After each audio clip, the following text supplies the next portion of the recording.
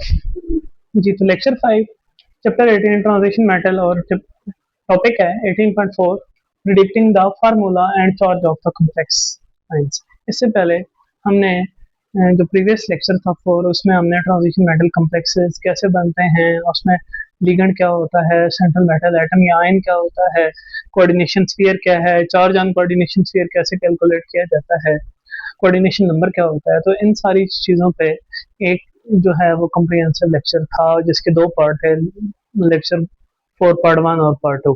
तो उसके बाद आज जो है ये उसी की कंटिन्यूएशन है। तो यूँ समझ लें कि उसकी एक समरी है कि हम किस तरह से कम्प्लेक्स कंपाउंड का फार्मूला डिराइव करते हैं और उनका चार्ज कैसे फाइंड आउट करते हैं। यूँ समझ लें कि ये उसकी एक एप्लीकेशन भी है कि हम किस तरह से प्रीवियस नॉलेज को यूज़ करेंगे और कम्प्लेक्स कंपाउंड का फार्मूला और चार्ज जो है वो प्रिडिक्ट करेंगे या formula of charge and charge of complex ion जो है ये डिटरमिन किया जाता है किन किन चीज़ों से, by combining the central metal atom और ion, its oxidation state and ligand with its charge. यानी कि जो आपका ट्रांजिशन मेटल कॉम्प्लेक्स है वो क्या कंटेन करता है, सेंट्रल मेटल एटम और ion with its oxidation state, जो उसकी यानी कि उस पर चार्ज होगा या उसकी ऑक्सीडेशन स्टेट होगी, और लिगेंड का चार्ज। इन सारी चीज़ों को कंबाइन कर लें तो हमारे पास क्या आ जाएगा, ट्रांजिशन मेटल कॉम्प्लेक्स आयन का या कंपाउंड का फार्मूला आ जाएगा और उस पर जो टोटल चार्ज होगा वो अपीयर होगा, चाहे वो पॉजिटिव हो, नेगेटिव हो या जीरो चार्ज हो। तो इसलिए हम यहाँ पे तीन टाइप के कॉम्प्लेक्स कंसिडर करेंगे, cationic complex, anionic complex और न्यूट्रल कॉम्प्लेक्स। और यहाँ पे तीन एग्जांपल्स मुख्तलिफ टाइप के कॉम्प्लेक्स आयंस की और कंपाउंड्स की कंसिडर करेंगे और उसके मुताबिक हम उनको फार्मूला और चार्ज प्रिडिक्ट करते हैं। तो चलें, हमारे पास जो मेटल आयन है, कैट आयनिक के लिए हम कोबाल्ट ले रहे हैं, एन आयनिक के लिए आयरन ले रहे हैं और न्यूट्रल कॉम्प्लेक्स के लिए हम क्या ले रहे हैं, निकल ले रहे हैं। तो ऑक्सीडेशन स्टेट मेटल की, कोबाल्ट की जो ऑक्सीडेशन स्टेट है वो क्या है, +3 है, आयरन +2 और निकल 0। सेंट्रल मेटल आयंस के साथ या एटम के साथ हम लिगेंड कौन सा यूज करेंगे, लिगेंड जो है वो कोबाल्ट के साथ हम अमीन ले रहे हैं, आयरन के साथ साइनाइड एनायनिक लिगेंड है और निकल के साथ कार्बोनाइड। अब लिगेंड टाइप एंड चार्ज, अब देखिए अमाइन जो है वो कैसा लिगेंड है, ये हम प्रीवियस लेक्चर में पढ़ के आए हैं कि ये कैसा है, मोनोडेंटेट है और न्यूट्रल लिगेंड है, इस पर कोई चार्ज नहीं है। Cn नेगेटिव, इस पे नेगेटिव चार्ज अपीयर हो रहा है, तो जाहिर है ये कैसा लिगेंड है, एनायोनिक लिगेंड है। और इस पे कितना चार्ज है, -1। कार्बोनाइल भी न्यूट्रल लिगेंड है और उस पर कोई चार्ज नहीं है, यानी कि 0 चार्ज है। अब जब यहाँ पे कॉम्प्लेक्स बनता है या बनेगा तो कोऑर्डिनेशन नंबर क्या होगा, कोऑर्डिनेशन नंबर 6 होगा। इसका मतलब 6 अमाइन जो होंगे, 6NH3 जो है वो कंबाइन करेंगे किसके साथ, कोबाल्ट 3 पॉजिटिव के साथ। यहाँ पे भी कोऑर्डिनेशन नंबर 6 है, तो इसका मतलब 6 साइनाइड, साइनाइड भी मोनोडेंटेट लिगेंड है, तो 6 साइनाइड जो है वो कंबाइन करेंगे और 6 कोऑर्डिनेट कोवलेंट बॉन्ड बनाएंगे। यहाँ पे भी क्या बनते हैं, अमोनिया भी कोबाल्ट के साथ क्या बनाता है, 6 कोऑर्डिनेट कोवलेंट बॉन्ड बनाता है, कोऑर्डिनेशन नंबर 6 है। यहाँ साइनाइड भी 6 कोऑर्डिनेट कोवलेंट बॉन्ड बनाता है आयरन 2 पॉजिटिव के साथ, तो कोऑर्डिनेशन नंबर 6 है। जबकि कार्बोनाइल जो है वो 4 कोऑर्डिनेट कोवलेंट बॉन्ड बनाएगा, तो इसका कोऑर्डिनेशन नंबर यहाँ पे निकल का जो है वो क्या होगा, 4 होगा। अब हम बात करते हैं कि हमने फार्मूला जब बनाना है तो हमने जो है वो मेटल और लिगेंड को उसकी तादाद के साथ प्लेस कैसे करना है, तो डिटर्मिनेशन ऑफ फार्मूला, इसके लिए हम क्या करते हैं, सबसे पहले मेटल प्लेस करते हैं। जब भी हम कॉम्प्लेक्स लिखेंगे सबसे पहले मेटल, फिर लिगेंड, और लिगेंड की जो तादाद है वो सबस्क्रिप्ट में लिखेंगे विद इन ब्रैकेट। इसका मतलब है मेटल, आपका पहले मेटल आएगा, फिर लिगेंड आएगा अपनी तादाद के साथ, और ये दोनों चीजें किस में होंगी, एक ब्रैकेट में होंगी। इसी तरह से यहाँ पे आपका जो मेटल है वो कोबाल्ट है, लिगेंड जो है वो अमोनिया है, और सबस्क्रिप्ट यहाँ पे क्या आएगा, 6 आएगा। यहाँ पे क्या आएगा, मेटल आपका आयरन है, लिगेंड जो है वो साइनाइड है, Cn नेगेटिव है, और तादाद उसकी कितनी है, क्योंकि मोनोडेंटेट है और कोऑर्डिनेशन नंबर 6 है, तो तादाद कितनी होगी, 6 होगी, और वो 6 जो है हम सबस्क्रिप्ट में लिखेंगे विद इन ब्रैकेट। तो इसी तरह से जो निकल का कॉम्प्लेक्स है उसमें मेटल जो है वो क्या आ जाएगा, निकल, फिर लिगेंड जो है वो कौन आएगा, कार्बोनाइल, और जो नंबर है उसका यानी 4 कार्बोनाइल है तो वो सबस्क्रिप्ट में आ जाएगा, और ये सारा हम कम्प्लेक्स जो है वो किस में लिखेंगे, ब्रैकेट में लिखेंगे। तो चलें अब हम जो है वो क्या फाइंड आउट करते हैं, चार्ज के, ये जो कम्प्लेक्स हमारा बनेगा उस पर चार्ज क्या होगा। तो देखिए मेटल का चार्ज, ये मेटल की ऑक्सीडेशन स्टेट +3 है। अमोनिया ये न्यूट्रल लिगेंड है तो इस पर कोई चार्ज नहीं होता, 6 है। ये अमोनिया है कितने, 6 मल्टीप्लाइड बाई 0, 0 ही आ जाएगा। तो +3 + 0 क्या आंसर आएगा, +3। तो इसका मतलब है जो कॉपर अमीन कम्प्लेक्स बनना चाहिए वो उस पर +3 चार्ज आना चाहिए, ये कैटायनिक कम्प्लेक्स बनना चाहिए। फिर आयरन और साइनाइड का जो कॉम्प्लेक्स बनता है वहां पे आयरन +2, साइनाइड कितने हैं 6, साइनाइड पे चार्ज कितना है -1, तो 6 इंटू -1 -6, -6 +2 कितना आंसर आएगा, -4। तो ये कैसा कॉम्प्लेक्स बनना चाहिए, एनायनिक कॉम्प्लेक्स। जबकि निकल कार्बोनाइल का, निकल पे 0 चार्ज है, कार्बोनाइल पे भी 0 है, तो 0 इंटू 4 मल्टीप्लाइड बाई 0, तो ये क्या आएगा, ओवरऑल 0 आएगा। अब इस चार्ज की एक्सप्लेनेशन किस तरह से है कि देखें, ये +3 क्या है, ये मेटल का चार्ज है, फिर नंबर ऑफ लिगेंड्स हैं 6, और फिर चार्ज ऑन लिगेंड है 0। तो ओवरऑल यहाँ पे +3, 6 इंटू 0 क्या आएगा, +3 चार्ज आएगा, तो ओवरऑल चार्ज कितना आएगा, +3।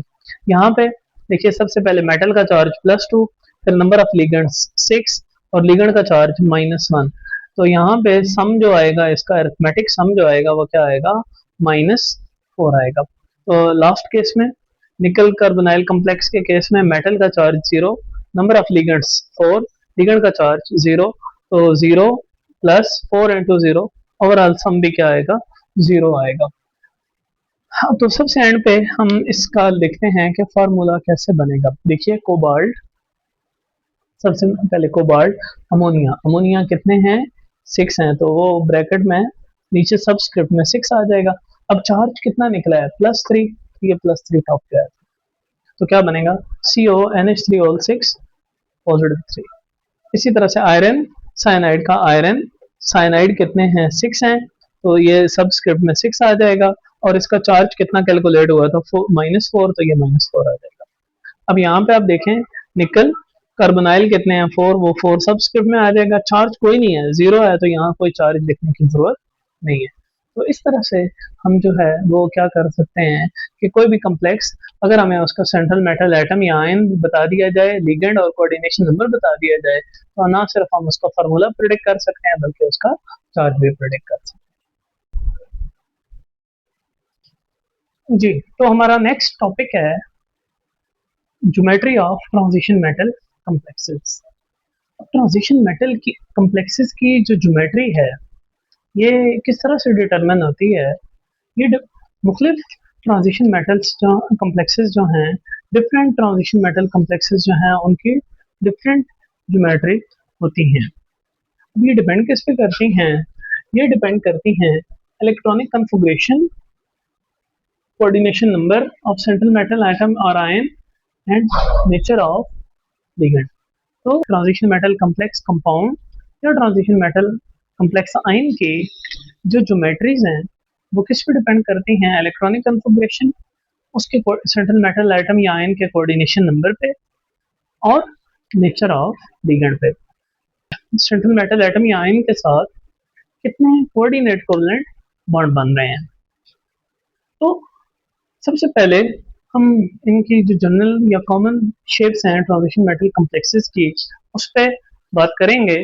तो सबसे पहले लीनियर शेप, कि जब दो लिगेंड जो है वो सेंट्रल मेटल एटम या आयन को 180 के एंगल पे अप्रोच करेंगे तो क्या शेप बनेगी, लीनियर शेप बनेगी ट्रांजिशन मेटल कम्प्लेक्स कंपाउंड या आयन की।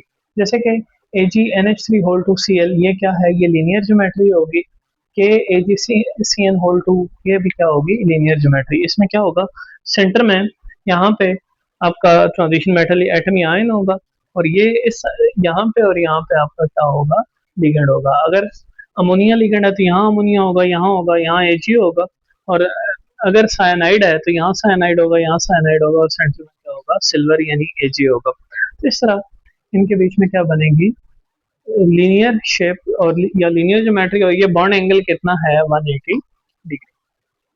इसके बाद नेक्स्ट जो शेप है वो क्या है, स्क्वायर प्लेनर ज्योमेट्री। तो जो नेक्स्ट शेप है वो क्या है, स्क्वायर प्लेनर। अब ट्रांजिशन मेटल कॉम्प्लेक्सेस जो है वो लीनियर के अलावा स्टेयर, टेट्राहेड्रल या ऑक्टाहेड्रल कॉम्प्लेक्सेस नॉर्मली बनाते हैं, तो हम कॉमन शेप्स जो है वो डिस्कस कर रहे हैं।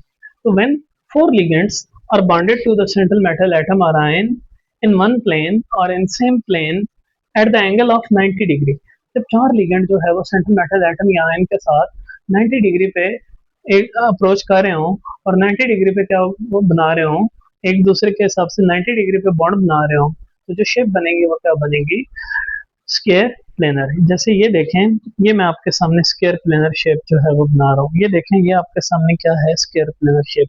सेंटर में आपका जो सेंट्रल मेटल एटम या आयन होगा और ये चार लिगेंड होंगे, और ये चारों लिगेंड जो है वो कितने एंगल पे अप्रोच करेंगे सेंट्रल मेटल एटम या आयन को, एक दूसरे के हिसाब से 90 डिग्री पे।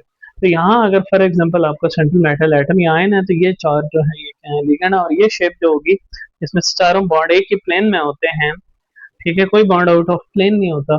ये शेप जो है ये क्या कहलाती है, स्क्वायर प्लेनर शेप या स्क्वायर प्लेनर ज्योमेट्री कहलाती है।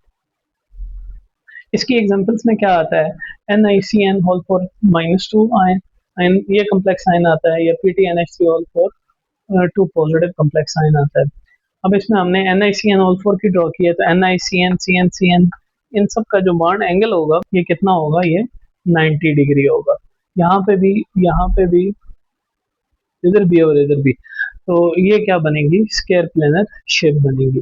इसी तरह से जब टेट्राहेड्रल ज्योमेट्री बनती है तो तब क्या होता है कि जो चार लिगेंड हैं they are directed to the corner of tetrahedron at the angle of 109.5। जब चार लिगेंड जो है वो सेंट्रल मेटल एटम या आयन को 109.5 डिग्री पे अप्रोच करते हैं तो टेट्राहेड्रल ज्योमेट्री बनती है।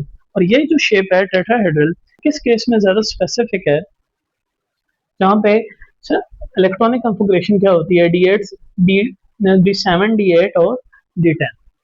तो ये उन केसेस में ज्यादा होती है जहाँ पे सेंट्रल मेटल एटम या आयन की इलेक्ट्रॉनिक कॉन्फ़िगरेशन D7 D8 या D10 होती है। अच्छा, एक चीज जो मिसिंग है वो वो ये कि जहाँ पे स्क्वायर प्लेनर ज्योमेट्री बनती है वहाँ हाइब्रिडाइजेशन SP DSP2 होती है, और यहाँ पे टेट्राहेड्रल में क्या होती है, sp3। तो हम बात कर रहे थे टेट्राहेड्रल की शेप पे, तो इसकी एग्जांपल्स में क्या आ जाएगा, COCl4 minus two, MnCl4 minus two, ये क्या है, ये टेट्राहेड्रल कॉम्प्लेक्सेस हैं। वो कैसे होते हैं, MnCl Cl Cl और ये Cl। तो इनका एंगल जो है वो कितना होता है, 109.5 डिग्री। मैं आपको यहाँ पे बना के दिखाता हूँ, ये देखें, ये दो फ्रंट पे, ये एक बॉन्ड बैक पे, और ये एक टॉप पे। ये जो ज्योमेट्री बनी है ये क्या बनी है, ये टेट्राहेड्रल ज्योमेट्री बनी है। यहाँ सेंटर में सेंट्रल मेटल एटम यहाँ आयन होगा, ये लिगेंड 1 2 3 और 4, चार लिगेंड इस तरह से जब अप्रोच करेंगे सेंट्रल मेटल एटम या आयन को, तो क्या शेप बनेगी, टेट्राहेड्रल ज्योमेट्री बनेगी। तो लास्ट पे geometry of transition metal complexes में ऑक्टाहेड्रल कॉम्प्लेक्स, ऑक्टाहेड्रल कॉम्प्लेक्स कब बनेगा, देखिए, जब सेंट्रल मेटल एटम या आयन जो है वो उसको कौन सराउंड करेगा, 6 लिगेंड सराउंड करेंगे along axis by axis and z axis.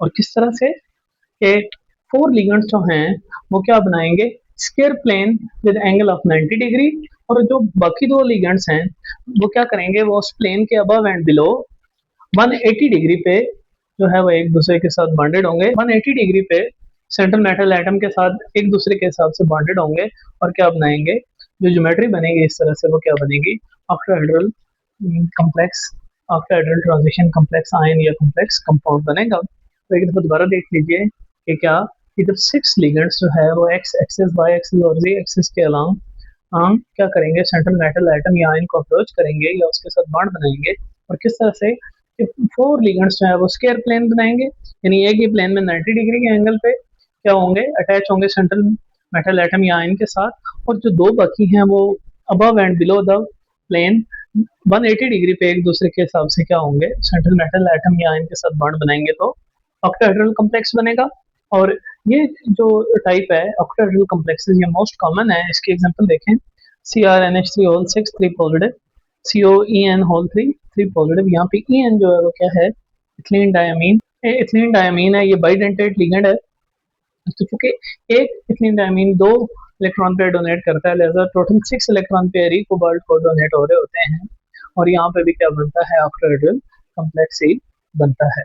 जरा मैं आपको इसकी शेप, ये देखिए, ये हो गया आपका स्क्वायर प्लेन, और एक लिगेंड ये और एक लिगेंड ये जो है शेप बनती है, इसको कहते हैं ऑक्टाहेड्रल शेप।